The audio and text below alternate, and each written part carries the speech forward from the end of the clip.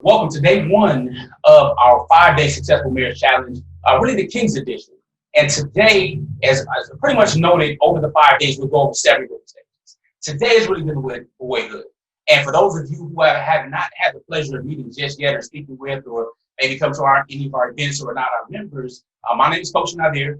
I am one of the co-founders of Outstanding Personal Relationships, which focuses on empowering individuals in their most important relationships. So marriage, family, parenting, giving back to society and whatnot. And my fellow coaches are Coach Fatima, who I've been married to for 25 years, and then Coach Nyla, of course, right here on the banner, who I've been married to for 10 years. So yes, we practice polygyny. We also coach on polygyny and monogamy. And we're pro morals.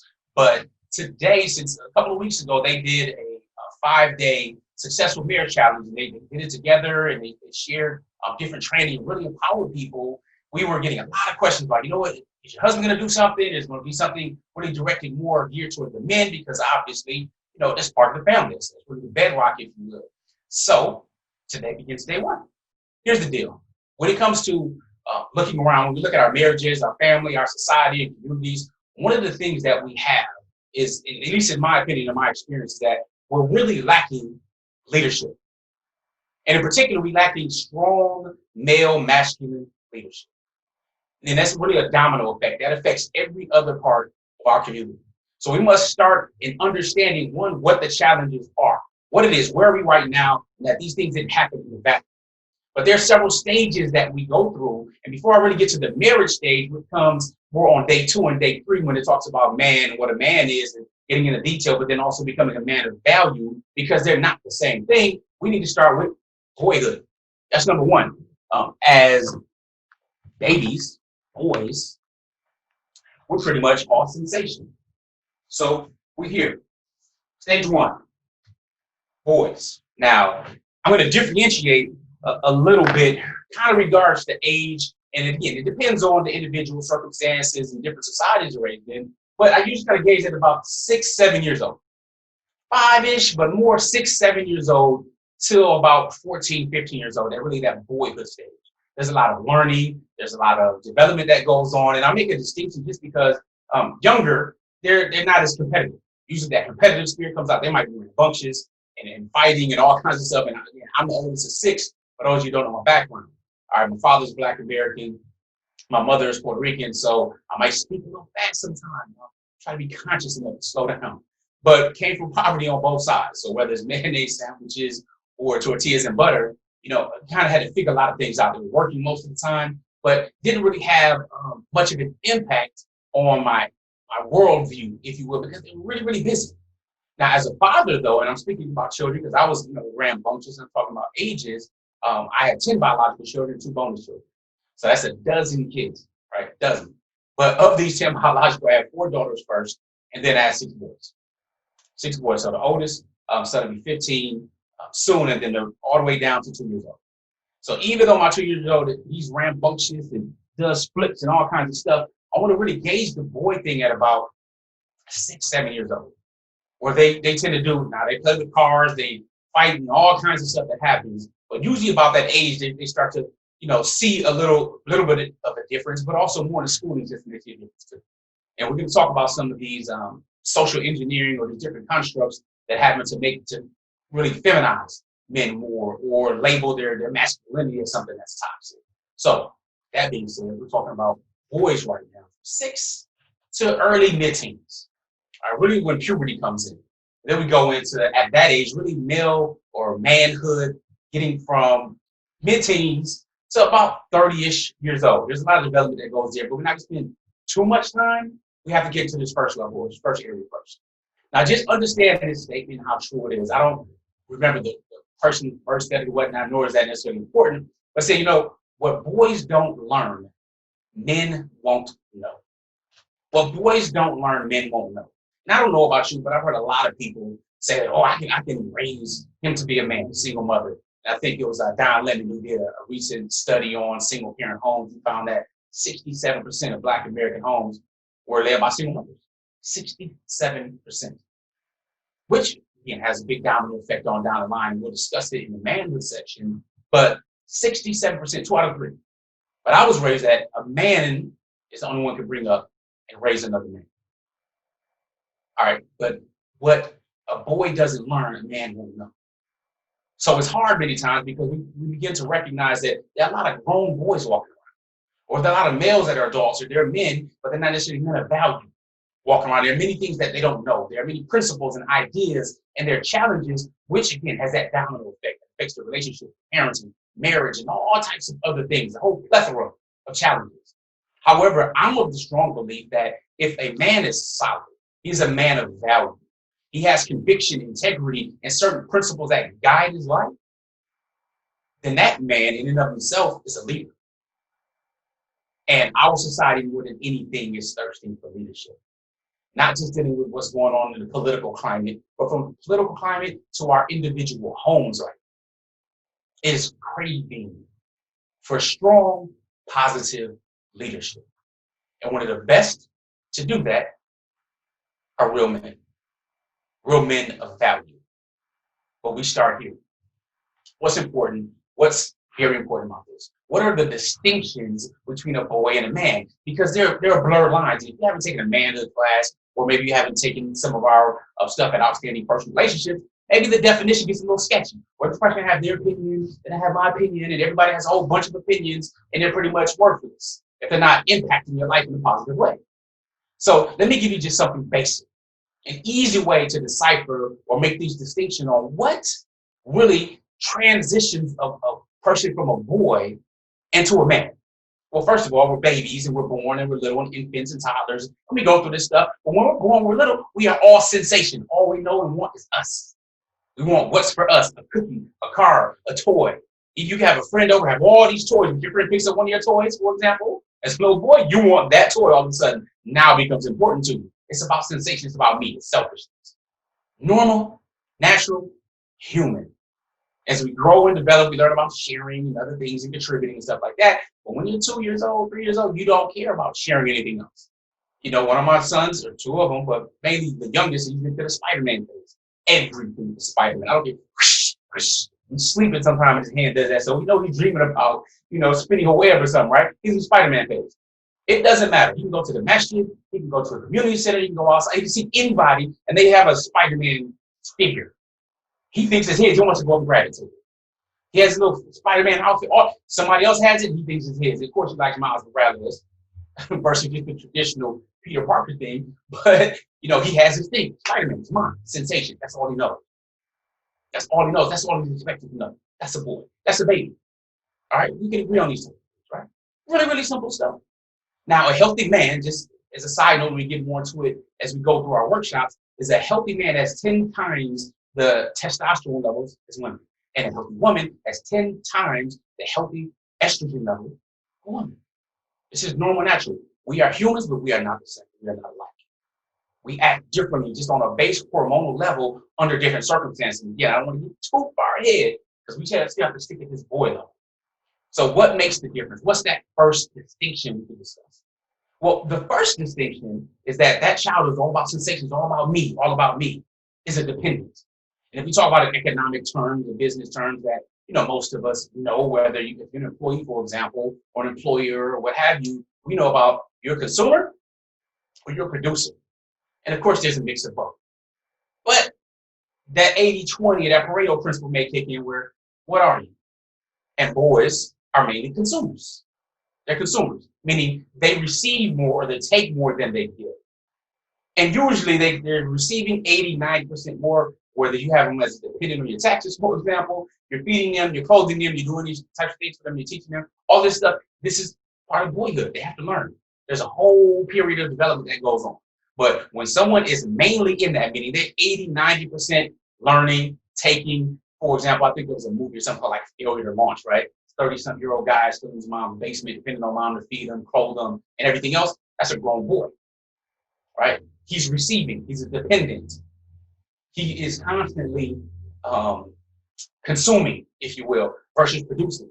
See, one of the most interesting things, when we talk about men are not like the women, women are like men, women in and of themselves, it's easy to see how they are inherently valuable. Not that men aren't inherently valuable, but women is very, very easy to see. They can take the raw materials and turn it into something beautiful.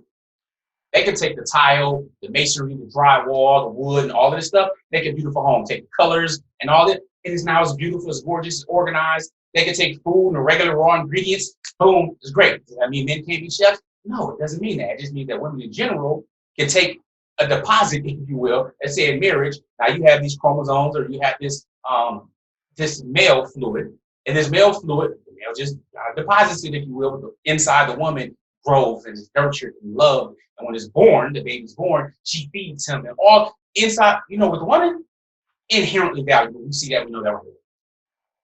So when the statement talks about society only raised to the height in which its women are, or how they treat their women, it's obvious to see the level of thought, thinking, and war that is against certain evils. So with that being said, a boy goes from a boy to a man at which point he transitions from this consumer dependent mindset to a producer mindset. Now that doesn't mean he has to produce for everybody else. That's still a different level. But one is to be able to stand up on your own. Or we have the statement saying, we need to stand on our own 2 feet. Or I'm a man. And what that meant back in the 30s and the 40s and the 50s when the sign just said, I am a man.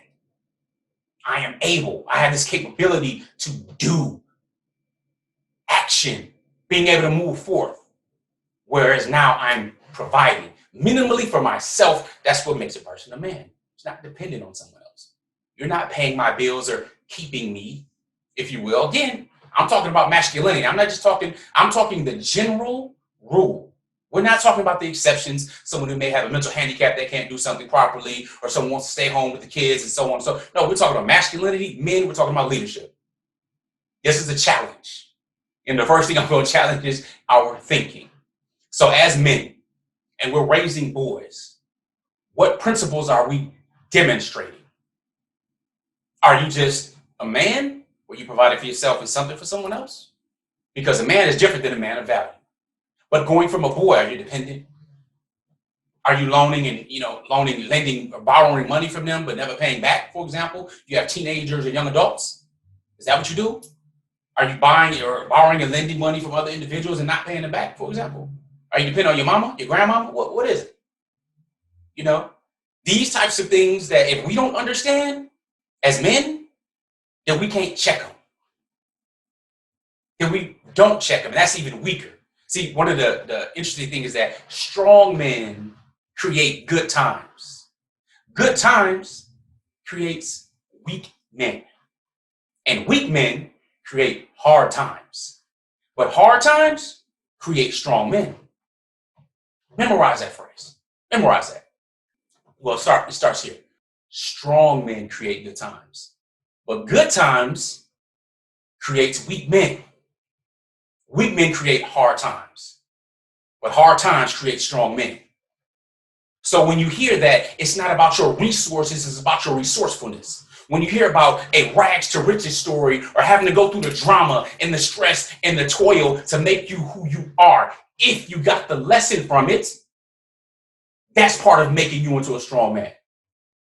It's the toiling, the falling off the bike, not being able to tie your shoes and everything correctly, being spoke life into. And we hear that a lot because we go from one woman, usually our mother, when we're born, that takes care of us and provides for us and all of this stuff in our early years. We go from one woman and loving and nurturing, but then we also have to grow and want our independence.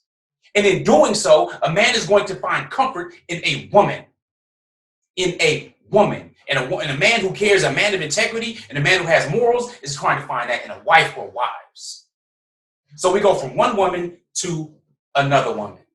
But we must make the transformation from boyhood to manhood. Here's our challenge. If we don't make that change, if we don't make that transformation knowingly, we could be carrying a whole lot of traits of boyhood that we didn't kill off to become a man, and now you're in a relationship like a boy, whining, extra emotional, not providing, always blaming, not accepting responsibility. And again, we'll get to that more when we talk these few days of the next few workshops.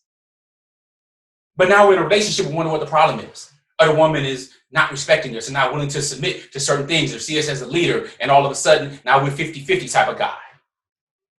But if we didn't learn these simple lessons that are ongoing, lasting principles, then we have a problem.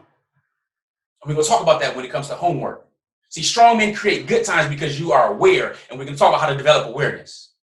Because you introspect, and we're going to discuss how to actually introspect and talk to yourself every day. You are with yourself more than anyone else. More than anyone else. Even the angels who come to visit you and switch on twice a day in Salat al-Asr time and Salat al-Fajr. You're with yourself more than that. So the person who talks to you more than anything else is you. The question is whether or not you're empowering yourself. You're introspecting. You're taking accepting responsibility, and you admit when you're wrong. And that shows through your behavior. Again, this is manhood stuff. It's the manhood version because you have to develop into a man of value if you want to have a successful marriage. If not, you could be a boy and marry. That's cool. You just like your looks. Nowadays, men are okay with women getting on a knee and proposing to them. Come on. Women proposing to a man on their knee, offering a ring. If you're cool with that, you're probably not watching this course. And if you're a sister that's cool with that, maybe this is a revelation. I don't know. Allah knows best. So we go from depending on one woman to really interdepending on another with our maturation. So how is it? We have to bridge the gap, and we have to bridge it with masculinity. So we can go from being let me write this down so that see it is here. We go from being a dependent. If you don't see it, it's dependent. What about how cute, how nice it looks, to a producer.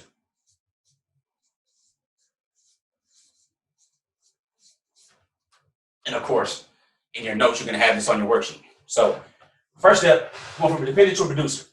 When does that normally happen? Usually happens in early teen years. I had the privilege of, again, the privilege of poverty growing up, but I also had the privilege of being around men who were producers. So one of my first inspirations was my great uncle, for example. He owned and owns several different businesses now, but he came from down south, and during the Great Migration, if you know anything about that in the U.S., after slavery and so on, one of the industrial revolution in the Midwest, for example, where there's like Detroit, Chicago, Milwaukee, and so on. The whole Midwest was a manufacturing hub, so a lot of black folks came up here looking for opportunities, still suffering from the effects of slavery, which are still ongoing, but they made this transition. Nevertheless, there was a transition. So he left Mississippi and to come to Mississippi or Wisconsin. And they had watermelon, they grew watermelon and stuff like that. And that's really all he knew. He said he couldn't read and write until he was in his 30s. So this impressed me. Like, you could read and write to you in your 30s? I'm like, first, second grade, I'm reading and writing. I know this. So he's telling me his story because at the time I was maybe 14, 15 years old. And I was impressed. This is this is the 90s. And he's, the drug war was out there in full effect. Mass incarceration was out. Crack was out. Dope game. All kind of different things were really going on heavy. And Chicago was real hot in the wild hundreds. So guys would come to this watermelon stand. My mother gave me to him because I started acting up. She was like, look, go with them for the summer. Work them hard. He earned some money. He stay out of trouble. Didn't quite kind of happen like that. It was pretty idealistic. But you don't send somebody from Milwaukee to Chicago and think it's going to be all good. Nevertheless, he put me to the side. He was trying to put me up on game. So this is somebody, again, he acquired a lot of cash and currency, and I was impressed by that. But there were some dope dealers came up to the watermelon stand. They grabbed some watermelons. They had the flashy cars and the chains and all this stuff. And I was, looking at him like, man, that's pretty smooth. So he pulled me to the side, and he had a ring on. It was upside down. He had a diamond on the bottom part of his hand. He said, your Auntie Marjorie, your auntie gave me this ring. He said, that's the only reason I wear it. And he had a diamond part here, so it just showed the band on the top. He said, you might be looking at them. And he called me my previous name because my previous name was Michael. He said, Mike, you might be impressed by them. But I'm going to tell you something. That's not going to last. And many of us have heard, it ends up two ways. You're either going to get dead or locked in jail. About 8% of the people in the game that I know and was involved in the game with ended up like that. Alhamdulillah for Islam. Nevertheless, he said, listen, boy, if I wanted to buy 15 Rolls Royces right now, cash, I could. And I looked at him because this man, jeans, straw hat, red tank top, toothpick in his mouth, country as ever. And we started talking about finances and income and all this stuff. And he told me, he said, I couldn't read or write when I was in my 30s, but I count money. So me, of course, that's important. At that time, I was like, hey, that's important to me. Don't tell me what to do, go to school, get good grades, get a good job, if I don't see those results being able to do something. So I'm in my mind because I'm like, yo, you got to get money. I got to get mine. So I'm going to take yours. I'm remixing the Tupac song in my head because that was important to me. You need to be a man. You need to have your own money. I'm living with my mother at the time. I'm doing stupid stuff, really stupid stuff at the time.